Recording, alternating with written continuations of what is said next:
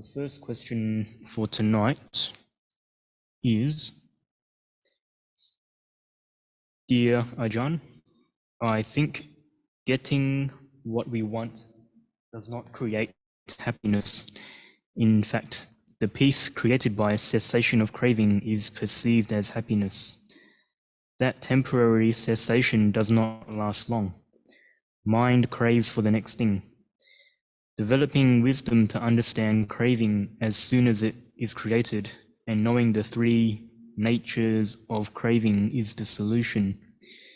This is some insight which I got through meditation and contemplation. Is this correct? Yes, that sounds basically correct. Even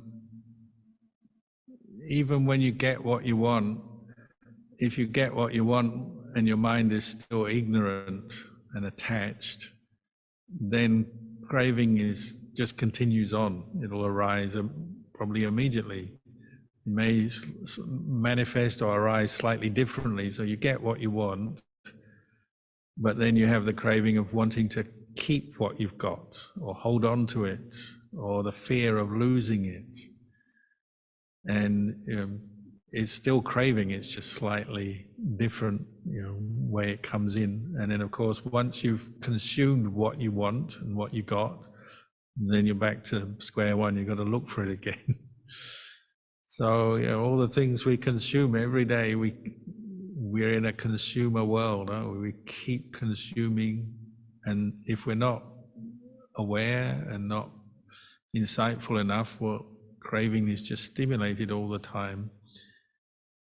So this is one of the fundamental sort of practices in Buddhism, and it's not simply a meditation, but just developing this quality of wise reflection, paying wise attention to how we relate to the world, say, how we consume things, food, accommodation, clothing, medicines, just the basics of life. Try to develop a wise attitude to these things and see how much you really need. And sometimes we have to learn how to get by with not so much. So sometimes it's good, that's why it's good to go on a retreat or go camping or these sort of activities where you leave your home and you leave your comfort zone for a while, just to remind you how much you really need to survive. Where you may say, if you're on retreat and you keep 8 precepts, you just eat 1 meal a day or 2 meals a day in the morning, you forsake your evening meal. Maybe the food is, you don't cook it or choose it, you just get given food because it's a retreat. These are really good situations where you practice letting go of lots of desires and cravings and learn to be more modest and independent of craving, and you just reflect on the food. I mean, craving will still come up, but you are also learning as you go, and it can be a very enlightening experience where you just wear simple clothes of the retreat, eat 1 meal a day, have a simple bed, simple accommodation, and so on. Maybe you set aside your phone and your computer, and you live very simply for a period of time. That gives you strength of mind. Most people will see it as a challenge, but one of the results of that challenge is you become stronger and more independent, and you know how to manage your life even when you're not getting all that you want. This is living more like a monk or a nun, if only for a temporary period of time. And it's liberating. One of the things you learn as a Buddhist monk is that you can get by on the simplest of food. So like the first year I was a monk, I practiced just eating the food I got in my alms bowl. And in northeast Thailand, it wasn't very much food that you got. You got plenty of rice, but not much else. So I had lots of meals of just rice alone or rice with just a few items. So you might say, not very good quality food, but that brought up craving for sure. You start missing things and dreaming about things and fantasizing about things, but you also learn that you can get by on very little. So it gives you a certain strength and independence. And then later, maybe you take on more food, better quality food. Say when I stopped doing that practice, I would eat more food and get more of the normal food. But I always have the perception now that if I need to, I can get by on plain rice. Or even, sometimes we fast, and you can fast for a day if you need to. This is the sort of thing we need to do from time to time, maybe, to remind us how little we need to actually survive as a human being. You don't have to be so ascetic that you cause yourself harm or make yourself ill, but just learning sometimes how to set aside things that we become dependent on or take for granted. And you'll see how craving, and particularly sensual craving, how you can let go of it and reduce it quite quickly. And you also let go of a lot of aversion, because if you're practicing mindfulness through a period of time when you're not getting what you want, you know how to deal with that. And you'll become more patient with difficult situations, or with going without, or not quite getting everything you like. So both desire and aversion, you start to manage better. But craving, only the Arahant has finally given up craving. So you might as well just expect craving to be arising in your experience, but establishing mindfulness, seeing craving as a cause of suffering, and then not giving into it, but letting it go. That's your basic aim in the practice. And of course, it's going against the stream of habit. Craving comes up strongly, comes up often. So it's hard work, just like if you're walking upstream in a river or a stream or current in the ocean, it's hard work. So sometimes we get tired, and that's why people give up their meditation or give up their practice, and they just go, we say going with the flow, but going in the flow in the way of ignorance. You're just following every desire. But then where does that get you? After a while, you realize you're not very peaceful and happy. Because following every desire tires you out, confuses you, makes the desires come up all the more strongly, weakens your mindfulness, takes away all the good qualities of your mind. So going with the flow of desire and following desire all the time, after a while you get fed up with that, especially if you've previously done a bit of Dhamma practice. You usually come back to it and say, oh, I can't cope with this following desire, and you actually are willing then to go against the stream of desire more. It brings you back to the Dhamma practice. But how quickly, well, it depends on your reflections and your insights. Sometimes it takes longer for some people. Sadhu Luang Por. Next question. Luang Por, in the Mora Sutta, it says, although they tried for a long time, the hunters could not catch the great being, who was reborn as a peacock, while fulfilling the necessary perfections for Buddhahood, and who made protection by this paritta. Does this mean that the great being refers to the Buddha once reborn as a peacock? Thank you. Yeah, it's the Bodhisattva. The Buddha to be is a great being, and the Buddha would recount these stories that we call the Jataka tales to inspire people and explain points of Dhamma, particularly the Barami and the power of different Baramis, such as Adhitthana Barami, making the mind firm, making a firm resolution, and the protective power of the various Baramis that he was developing. Because if you develop Baramis, these 10 Baramis, you can read them up if you can't remember them. If you develop them, they're powerful. And then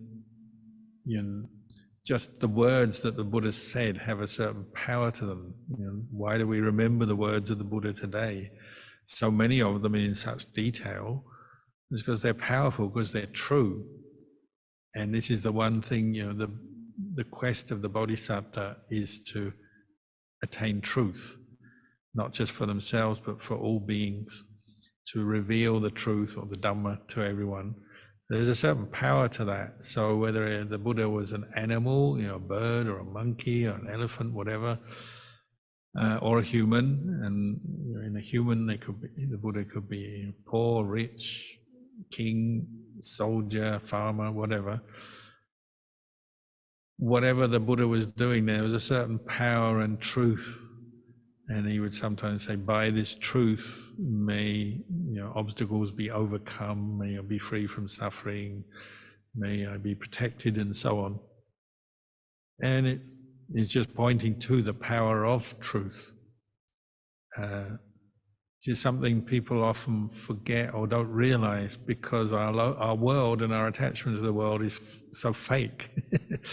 And we're so used to not saying the truth and exaggerating or lying or hiding the truth. And even in our own mind, when we meditate, we're often not really being honest and opening up to the truth. And that's why we keep suffering.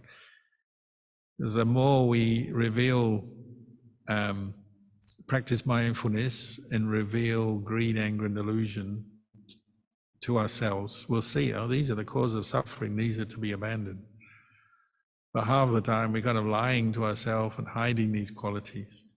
But the Bodhisattva, we believe, didn't do that. The Bodhisattva was always seeking the truth. So they developed a certain clarity of mind, determination, all kinds of really good qualities. Obviously, the kindness, compassion, wisdom, patience, and endurance, many, many good qualities. And these all develop a certain, we say, barami. So the Bodhisattva says something, it's really meaningful, they're sincere. They do something, they're sincere, and they're willing to even sacrifice their life, maybe to help somebody else or help their parents, or just for the right, the good thing, the good cause. They're even ready to sacrifice their life. So there's a certain power to all of that. And so these parittas, they have a certain power to them, and they're powerful protections that we can chant for ourselves, for others, in different situations, and they generate a very good energy. Sadhu Luang Por. These next two questions are related. They're from the same person. How to let go of grudges and forgive. One reason I'm holding on so tightly is because I fear getting hurt. That's the first one. You have to ask yourself, when you have a grudge against someone, whether you're just thinking, to get revenge or get back at them, or thinking negative thoughts towards them, or whether you speak about it, put it into words, or you actually do something in anger, does your mind get brighter and happier, more bright, more happy, or less? Again, if you really are seeking the truth, like the Bodhisattva, you have to admit, when I follow anger in body, speech, or mind, my mind gets worse, darker, more painful, more suffering. I'm harming myself. If you have a grudge against someone and you do anything against them in any way, even just a thought, but speech, action, doesn't make that person any better. So they're only going to get worse because of your grudge and your actions and your behavior. They're going to get worse, so they're going to be more of a threat or more trouble to you, and you're going to get worse. It's just going in the wrong direction. So the Buddha was pointing out, the way out of this suffering is forgiveness, acknowledgement, forgiveness, letting go. Your mind gets brighter when you acknowledge your mistake, your fault, your anger, your negative thought. When you bring up compassion, forgiveness, when you let go, your mind gets brighter, better. And that will also have a good effect on the other person. Maybe not as quick as you want. People always say, oh, I forgive them, but they're still angry with me. But give it some time, because the opposite is that you're just harming yourself. Your mind, every angry thought darkens your mind. You suffer for it. Therefore, you should give it up. I know it's very easy to say this, but that's what you have to do. You have to to do this over and over again until you've done the job and your grudge is gone. And that it's not to excuse other people if they're behaving badly. They are behaving badly and they'll suffer for that. But the way out of it is not by pursuing anger. Anger cannot be overcome by anger. It can only be overcome by non-anger. Goodwill, letting go, patience, etc. Sadhu Luang Por. And related to that first question is, because of the grudges, tightness in my body often arises strongly.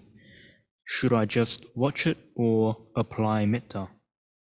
Apply metta. And watching it is one of the aspects of metta, this quality of watching over your body and mind with a sense of taking care, taking an interest for your own well-being, which will lead on to an interest in the well-being of others as well. But you have to take care of yourself. So you bring up the metta and you notice if you're tense, notice that and do something about it. Don't leave it unaddressed because it will get worse. And we all know what that's like. You keep getting tense over and over again, your health goes downhill, doesn't it? You get anxiety, tension, you can't sleep, you get physical pain, headaches, you get stomach problems, you get digestive problems, you get this, you get that.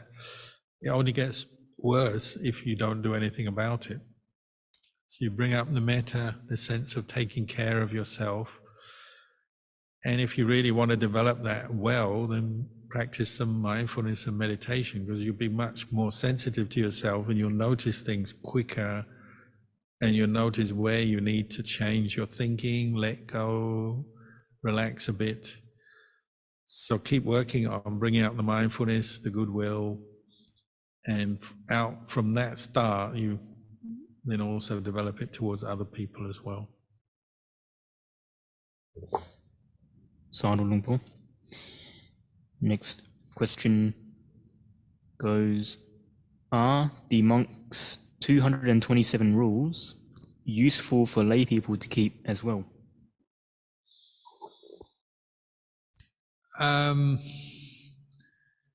Well, certainly it's something you can read up what they are, and it can prompt your wisdom and your understanding of good and bad, wholesome and unwholesome mental states, intentions, actions. So certainly no harm in learning and finding out about them. It would be a preparation, wouldn't it be, maybe for one day becoming a monk or a nun. But the center of our practice is, as a layperson, is the 5 precepts. Make sure you're focusing a lot of attention on keeping the 5 precepts every day as well as you can, as purely as you can. And actually the 227 precepts come out of that. One danger may be that if you start reading or learning the 227 precepts and you're a layperson, you might start thinking that you're a monk.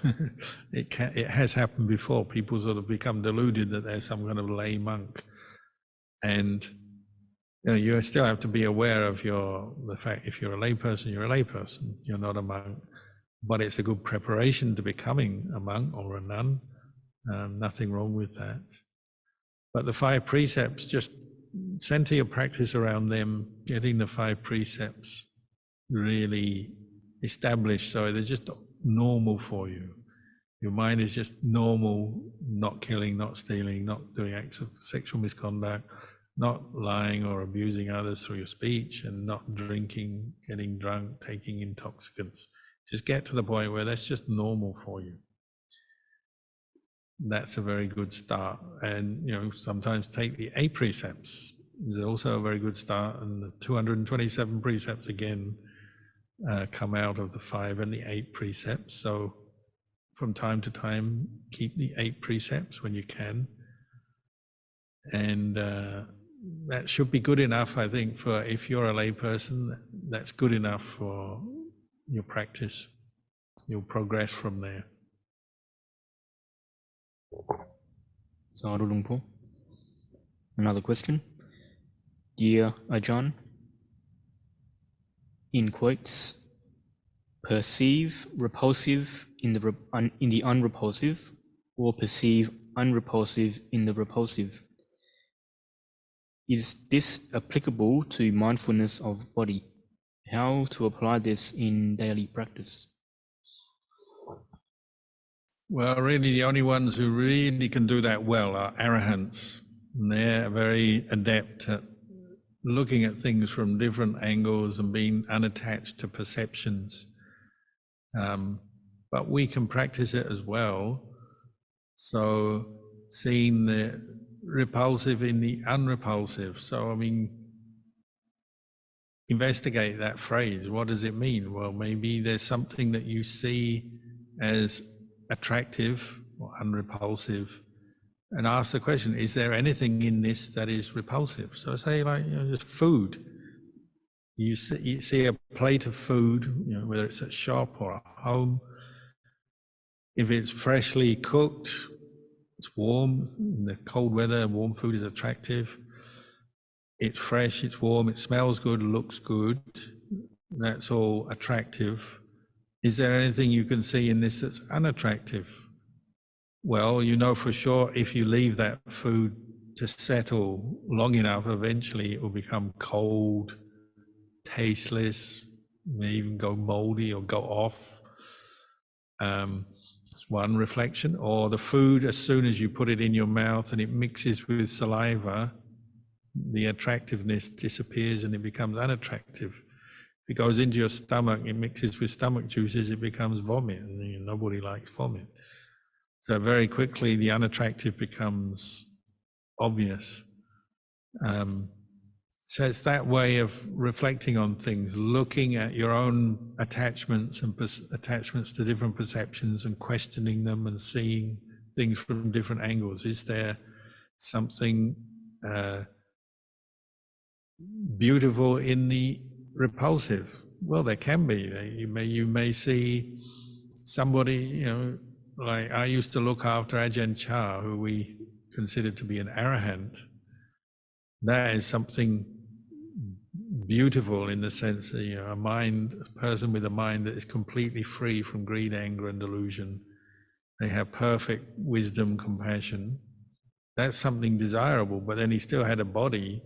And, he was an old sick man, so he had various body fluids coming out, or he'd take into the toilet, and he had all, various medical issues. So his body was unattractive, but his mind and his sort of aura was very attractive. He's just learning to look at things and see the whole picture in whatever you're involved with, whatever you're contemplating, whatever you're involved with, because we tend to be very narrow when we're attached. It narrows the mind down to just seeing or knowing one aspect of things. And here we're broadening to see aspects, or considering aspects that maybe we didn't see before, didn't think of before, weren't aware of before. Sanu Lungpo. Next question. Dear Lungpo, can you explain why euthanasia is wrong, even though this decision comes from the intention of letting go of a dying body?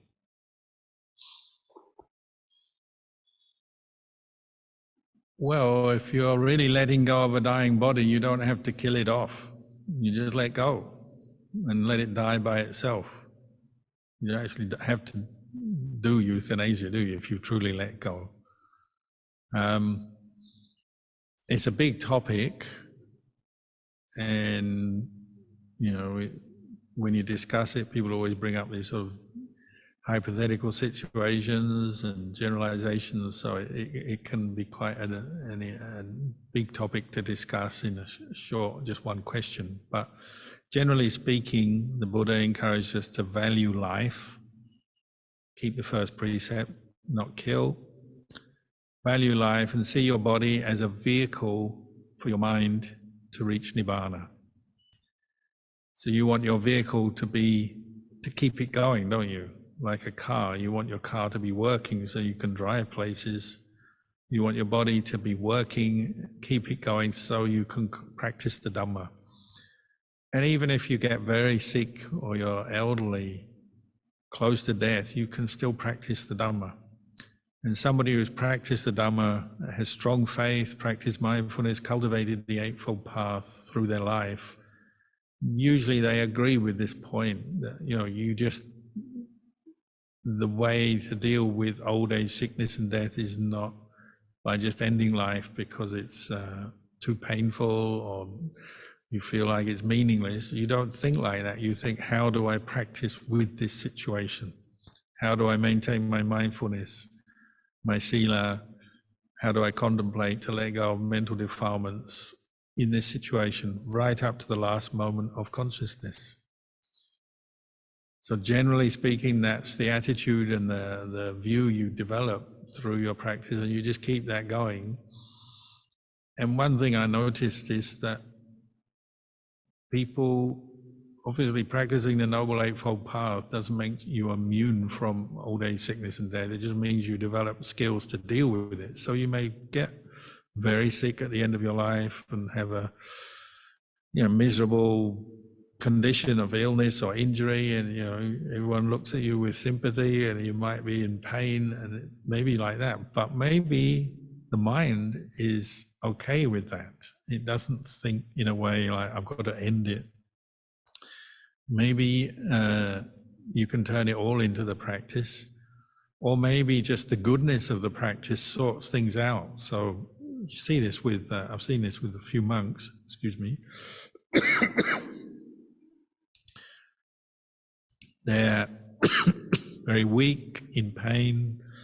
People feel sorry for them. It's kind of, you say it's going on, it's illness.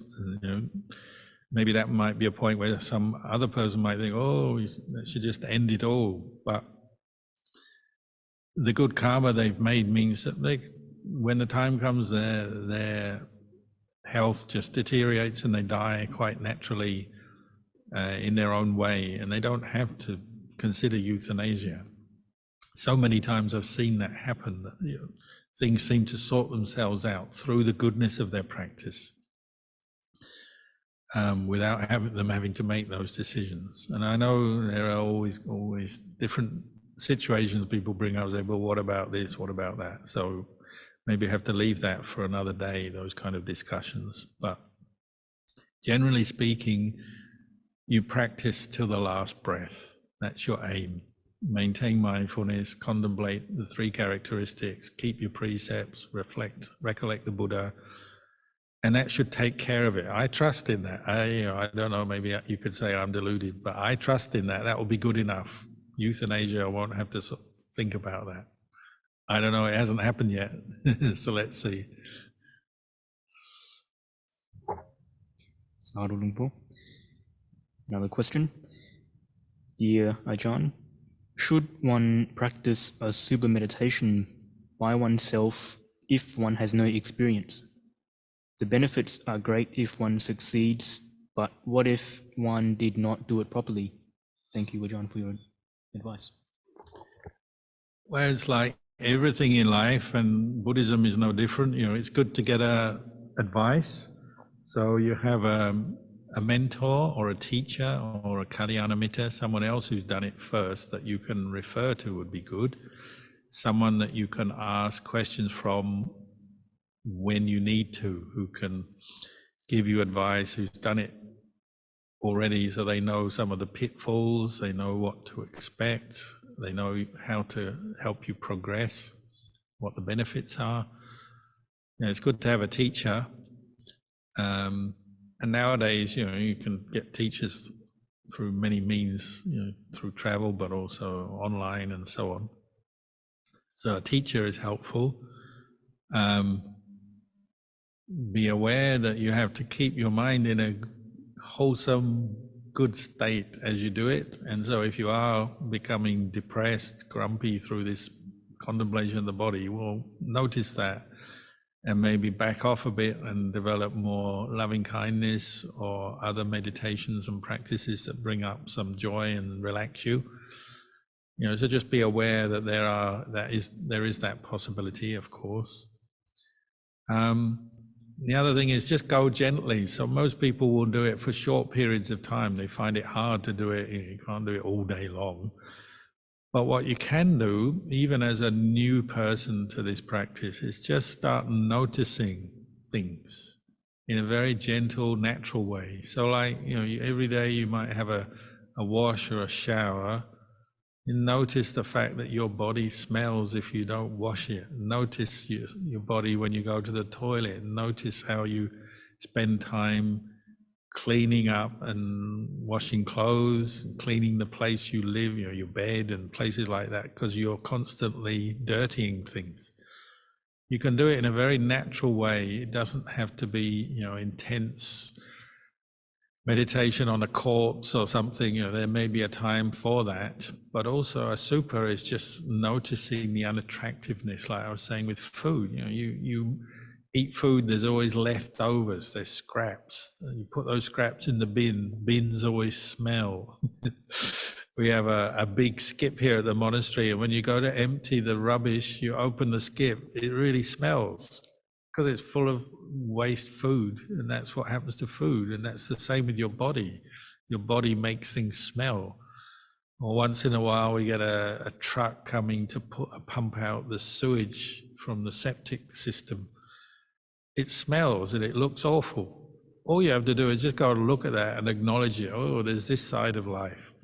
So you can approach a super in a very gentle way to start with. It doesn't have to be that you go and spend the night in a cemetery next to a corpse. Maybe one day you'll get that chance. I've done that. When you're ready, you can do that. But in the beginning, you just notice in small ways, notice the unattractive side by side with the attractive. And it's just balancing up your view of things.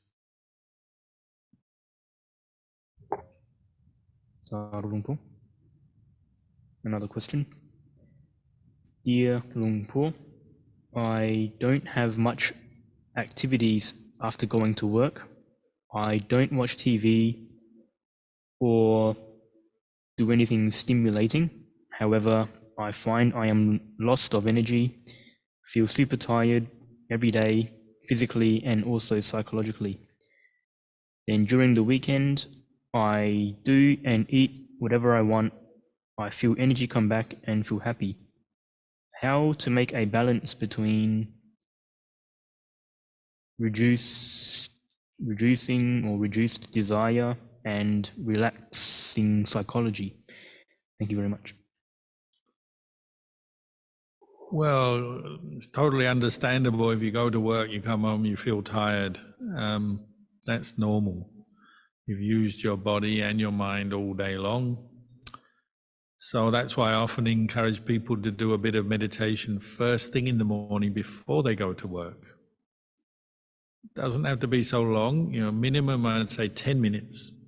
10 minutes in the morning of meditation, practicing mindfulness, I'd say is a really good way to start the day. If you can do some more when you come home in the evening, good, but manage your expectations. Like you say, you feel tired, so when you meditate, you probably are struggling with sleepiness, apathy. So you could experiment with walking meditation in the evening. That's a good one if you're tired. Again, not for so long, maybe 15 minutes, or it could be a walk around the block or at the park or something. You go for a walk or in a room, just back and forth for a period of time. Mindful walking.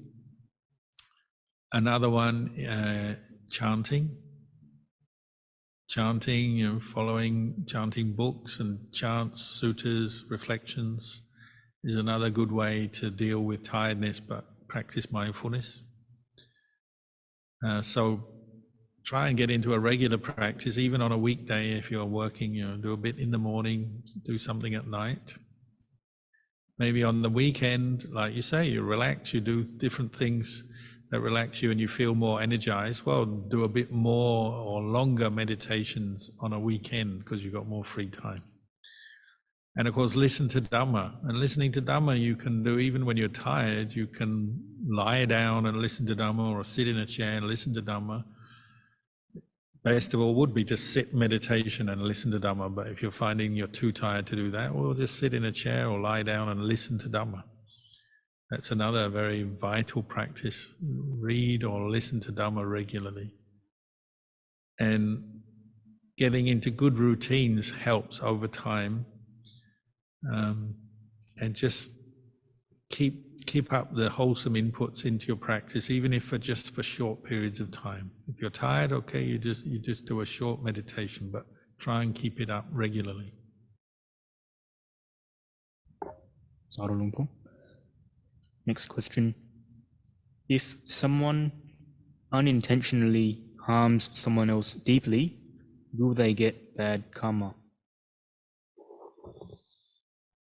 You probably have to look at whether you really were doing it unintentionally. Superficially, it may seem like that. Sometimes there is a certain stubbornness or insensitivity to others that we haven't realized. And so you really have to look carefully at your intention and what has gone on in that situation, in that relationship. If you're absolutely sure there's been no intention and it was, somebody else, their own misunderstanding, their own problem, you might say, well, then there's no bad karma made. It's unintentional. But if you've realized that that person is hurt, well, obviously see what you can do out of compassion for them, not to make it worse, not to provoke them, not to hurt them deliberately. Just be careful with them once you realize they feel hurt. But as I said, sometimes it's just a heedless thing, isn't it? Like the example, like the monk who was walking back and forth in the forest and there was a line of ants and he didn't have a light on, he didn't have a candle. So he's walking back and forth with no intention to kill, but he was actually killing ants because he didn't have a candle lit. And later monks came along and they criticized him. They said, oh, you should have lit a candle, then you would have seen the ants, then you wouldn't have walked on them. So sometimes, even though you say you don't have an intention to hurt, that may be true, but there may be something that we're just a little bit careless or complacent in a situation that we could be more sensitive to somebody or more caring of them. That's something you just have to investigate for yourself and look into that. Sadhu Luang Por. Another question. Dear Venerable Ajahn, oftentimes during my daily walk, I see roadkill, for example, dead bodies of frogs in various stages of decay, and think it could be a chance to practice asubha. What's the proper way to contemplate these as asubha objects, besides mentally considering that my body is of a similar nature? With much gratitude. Yeah, we do that all the time in the monastery. It could be as simple as you just pause by the side of that dead thing, whatever it is, and just look at it and you reflect, oh, that was once a living, breathing animal, whatever kind of animal it was. Now it's dead. What's it like when it's dead? Well, it's still, all the life force is gone, it's not breathing. Maybe it's messy, something you see. Maybe you see the guts or some part of the internal organs, so it can be quite unpleasant looking. So there's a number of reflections you bring up. One is the visual image. One is the impermanence of the body and life. One is the repulsiveness of the internal part of the body, if that's what you're seeing. And you bring it back to reflect that one day this body, your own body that you're inhabiting, will be the same as that. And you carry on walking maybe, but you can reflect it and maybe bring it up later. Just like that frog or whatever it was that you saw, one day I'm going to be dead like that. The people I meet today, they're all going to die just the same. So it's just making yourself very aware of the impermanence of life, the certainty of death, the unattractiveness of the human body. It can't give us lasting pleasure and happiness because it gets old, gets sick and dies. And you just introduce this way of thinking into your day, just so you're stimulating insight in different situations, but you can do it in a very kind of easy, natural way. If you've got more time, say it's on a weekend or it's in your backyard and you've got more time, more privacy, you might go and stand there for a long time and really investigate that body. Say you see the body of a bird, say, or something, and what monks do. We have monks here. There's one monk, he's got a lot of bones he's collected from the forest, because things are always dying in the forest. So he puts them all out in a pile next to his hut and he contemplates the different bones. Or when we have a deer or a kangaroo die, we go over and stand by it and look at it and really, you can poke around in it because it's dead. We might bury it eventually, but before we bury it, you poke around, look at the different organs, look at what they like. You get the smell, you get the unpleasantness of it all, but you're studying. The whole point is you're learning what a body is like. A sentient being has died, it's like this, it looks like this, it smells like this. You're becoming familiar with the unattractiveness and the impermanence of a body. Sadhu Lumpur. Another question. I tried to be aware of breathing in and breathing out. However, I feel very difficult to be aware of it because I cannot relax. Even chanting, I feel my neck and head are very tight. After I do the meditation, I feel unwell, such as mental tiredness, headache, dizziness, and hypoxia. Also, I don't feel any mindfulness or happiness. I think I am doing the opposite way of what meditation, doing the opposite way. What meditation should I do?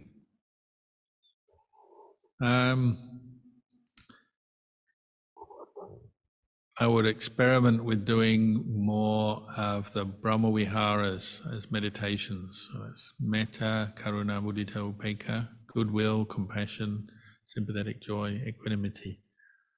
Start with goodwill, develop that feeling, the thought and the feeling together as a starting point to help you relax, to help you bring up a very warm, loving feeling for yourself and then outwards to others.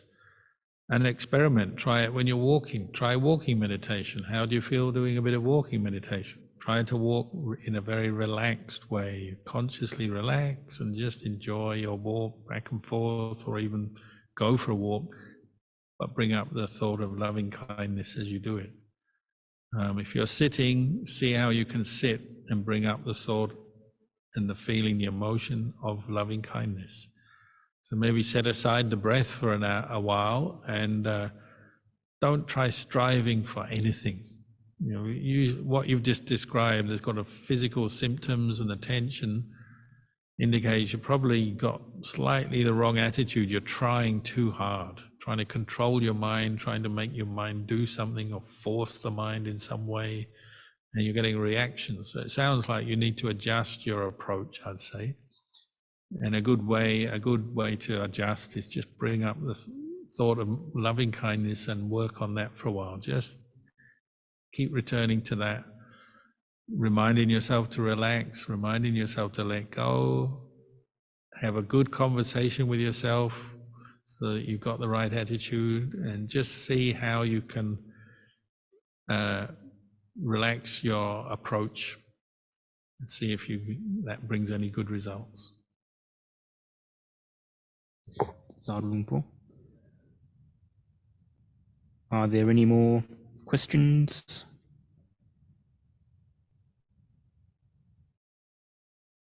If not, that may be the last one. Okay, well, very nice to talk to you all tonight. I don't know how it was for you. There may have been a few interruptions to the reception, but it's just the mountains. That's what they do to mobile signals. I'm sorry about that. Next week, there'll be no Zoom session next Sunday. The next one will be probably the following Sunday. we'll announce it. But anyway, next week there's no Zoom session. So we can end here tonight.